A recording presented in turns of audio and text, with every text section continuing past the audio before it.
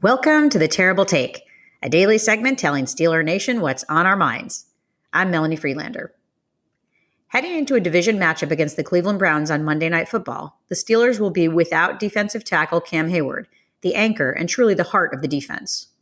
With the defensive co-captain, a 3-time All-Pro and 6-time Pro Bowl selection, going to injured reserve for the next 2 months, the Steelers need to find a way to fill that very significant void. We're all familiar with head coach Mike Tomlin's concept of next man up. Speaking to the media last Wednesday, second-year defensive end DeMarvin Leal described it as next generation up. And that may be indeed the theme in week 2. By definition, social generations are cohorts of people born in the same date range and who share similar cultural experiences. According to Pew Research, a typical generation spans 15 to 18 years, separating people into groups of similarly aged individuals.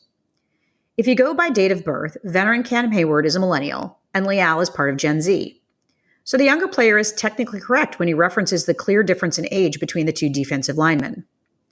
For years, the Steelers had a habit of keeping rookies on the bench, especially when it came to defensive players. In 2011, rookie Cam Hayward played only 194 defensive snaps, with a majority of them coming in weeks 4 and 14, filling in for injured starters. Make that 797 snaps on the defensive line last year for him, and a total of 920 including special teams. DeMarvin Leal logged only 168 defensive snaps in his rookie season last year. He will clearly make a jump in playing time tomorrow night.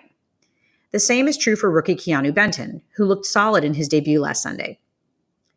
The defensive line won't be the only place where the younger generation needs to step it up. The obvious focus will be on the quarterback position, as Kenny Pickett tries to prove he is the right man to replace longtime franchise quarterback Ben Roethlisberger. After a rough start to open the season that was likely his worst game to date, Pickett needs to return to the form he showed in preseason.